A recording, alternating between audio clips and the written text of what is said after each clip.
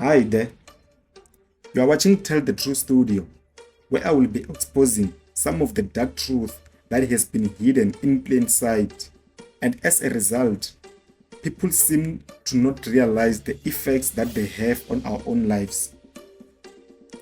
Now, thank you for joining me on this episode, and if you're sick and tired of these dark agendas that the mainstream media has been pushing to us over the years and overfeeding us over the years, you might consider subscribing to our own content and watching this video till the end. On today's episode, I will expose something that I have found to be very interesting to share with you guys.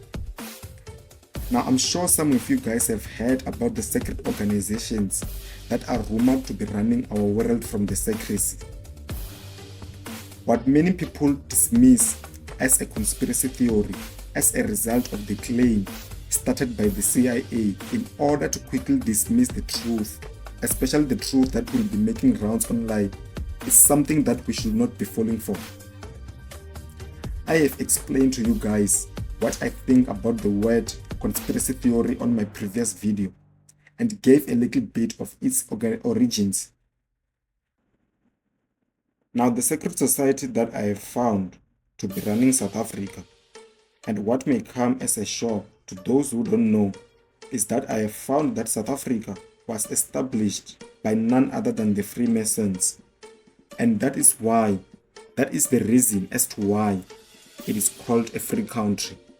Because that on its own can only mean that it is a country where the ideology of the Freemasonry is in acceptance. Don't get me wrong, since I know most of you guys, I myself included, I used to think of the slogan "a free country" as a friendly slogan that even some of our fellow brothers and sisters even went out and used to refer to how South Africans are weak by allowing just everyone from everywhere to come and run illegal activities, which are activities that seem to corrupt South Africa. True, I agree that by looking at things from a physical eye or how the government want us to look at it, things seems like we have been corrupted by the foreigners and that they traffic our sisters for prostitution, sell us drugs and commit many other crimes which result in South Africans, Congolese, Zimbabweans, Nigerians, basically Bantu-speaking people living in South Africa, hating on one another. But what if I told you it's much deeper than that? Things are much deeper than what you thought. What if I told you the free country slogan aligned with the Freemasonry? Stick around till the end and let me show you how South Africa was established by the Freemasons. And bear in mind, I'll be using the information that it is everywhere to search, for it's right in front of our faces. That is to say, let's get to the beginning of the establishment, shall we? In 1952, the Dutch East India Company started a halfway station vegetable garden at the Cape with Jan van Riebeeck in charge. After 5 years upon staying, the workers were being made free buffers. Free burgers means a citizen of a town or a city, typically a member of a wealth, and were being given interior land to farm. Over the years, the number of the free burgers who began developing their own language and culture became known as the Boers or Trek Boers, and they increased. They took more and more of the land that belonged to the Khoisans. But before 1952 establishment, by 1750, Cape Town was a growing, bustling settlement with taverns, inns, and shops to trade with the passing ship. Many of the fights over the land occurred between the Trek Boers, the San, and the Khoisans. This is what we have learned, at least in our high school, since I also got this information from my grade 10 CAPS book. But we also learn that before the actual establishment that was led by Jan van Riebeeck, by 1750, their settlement was already taking off. On April 24th, 1772, Abraham van der Weyden, who was Deputy Grand Master abroad under Grand Orient of Netherlands, arrived at Cape of Good Hope. He issued a warrant allowing for the founding of Lodge de Good Hope just 10 days upon his arrival. On the 1st of September 1772, the temple was established. Upon observing such information, to me it is without a doubt that Abraham van der Weyden was a messenger sent by one of the most notorious secret organizations across the whole world in order to control every corner of the earth. This to me leaves no doubt that if indeed we were to research about all our African multiple history, chances are that the Freemasons were involved are at large. I will make a video about the history of Zimbabwe, which was then called Rhodesia, named after one of the leaders of the apartheid government in South Africa. And I have no doubt that the Freemasons will be somewhere upon their establishment. Moreover, let's take a look at some of the founding members of the Freemasons in South Africa in terms of their influence and financial status. Now, the first one that we're gonna start with is Abraham Chiron. Abraham Chiron was a German-born bookkeeper and a banker who played a key role in the establishment of the Freemasonry in South Africa and served as the country's first Masonic Grand Master. He also played a role in establishment of Cape of Good Hope. The second one, Johann Gai. Johann Gai was a businessman, a community leader, and a Grand Master of the Freemasons in Cape Colony. Now the third one that we're going to look at is Olof Gottlieb de Wet. Now Olof Gottlieb de Wet was an official in the Dutch East India Company and a co-founder of the Freemasons in Cape Colony. Now the fact that Olof Gottlieb de Wet was an official in the company that founded Cape of Good Hope, which was essential for the foundation of South Africa, sort of have and concludes that indeed South Africa was established by none other than the Freemasons. If you search on the Wikipedia, you will learn that the list goes on and on up to date, and it includes the country's first Prime Minister by the name Louis Botha, who was a fourth cousin to the former President P.W. Botha, who ruled during the era of apartheid. It also includes the fourth President of South Africa by the name Jacob Langenborn.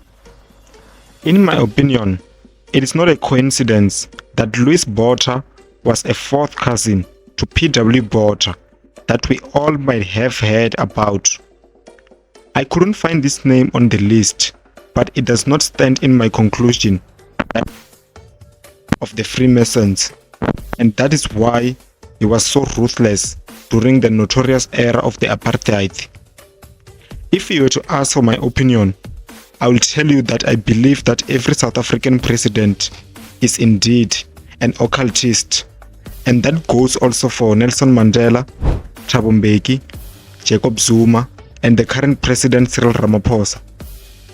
There is just so many secrets that these puppets I have just mentioned have been keeping from the public eye, with things that took off ranging from the apartheid era, like the death of Chris Hani, and that's why none of them seems to be in any sort of trouble no matter how many crimes they have committed against the state.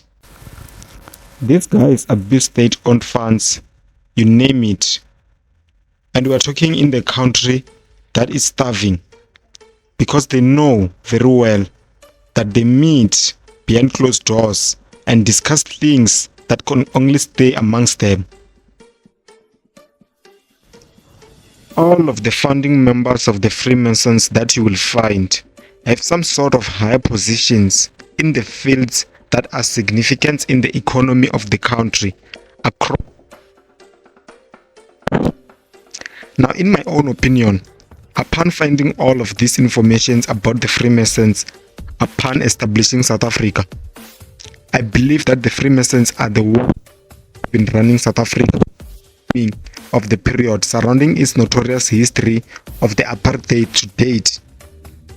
This is why the slogan "a free country." This slogan is far deeper than you may actually think.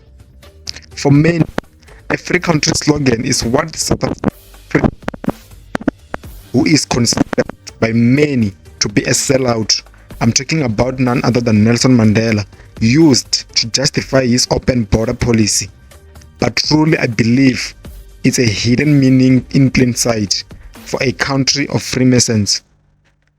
As long as most of our leaders, including Nelson Mandela, alongside Desmond Tutu himself, were a part of a secret organization that is called the Knight of Temples, it's enough for me to conclude that our country is a Masonic playground, and that explains every possible question you may have regarding our country, because the Freemasons are working, and where the Freemasons are at play, it's not gonna be nice, because right now they are working in bring about the New World Order. All these secret societies are working towards bringing about the New World Order, which I believe we're already living under. But I believe that the Freemasons are at the forefront of everything, particularly given the fact that they control the media space. I will definitely make a full video on Nelson Mandela, where I will provide to you guys why I think he was working on the same agendas as to the Freemasons. Most of the secret societies that are out there are working towards the same goal, and that includes the Illuminati, the Knights of Temples, the Skull and Bones, the Freemasons, and many more, especially here in Africa. There are so many, I'm sure you have heard of some of them in our own communities, since we are rumored about dozens of stories that includes witchcraft. However, one fascinating thing that I have found to be very interesting is that in Cape Town, we have the Masonic Lodge called Lodge de Goed Hope, right within the Parliament of the South Africa, which is in Cape Town. When I check it out on the map, it does appear like it's two separate yards. But on an article that was reported by News 24 on 30 August 2024, the Grand Master of the Freemasons South Africa, Geoff Edwards, was quoted saying, "People say we are on the parliamentary grounds, but that's not true. Actually, the parliament is in our yards." The fact that their temple is associated with the parliament is enough for me to conclude that most of the decisive decisions that seem to direct the country forward are being decided way before they can even make it to the parliament. Most of the fights that we see happening inside the parliament are just happening to get the masses confused and talking. As the Grand Master went on and even said, "In our lodge, we have members of parliament from 3 different political parties, and they all get tremendously well together." That being said, to me it's quite obvious that we are being played broad daylight. Many of the familiar celebrities and the influencers that we follow today are part of the Freemasons. And the sad thing is that they are misleading to their fans. They are misleading their fans and leading their fans to the burning end just like how Lucifer would have wanted them. People often take part in activities that they learn from listening to the music that they listen to.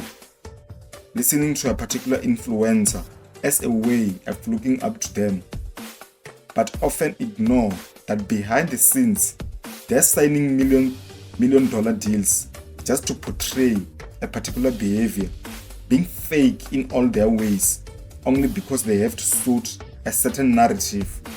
And that is why you see all of them are often about the same behavior.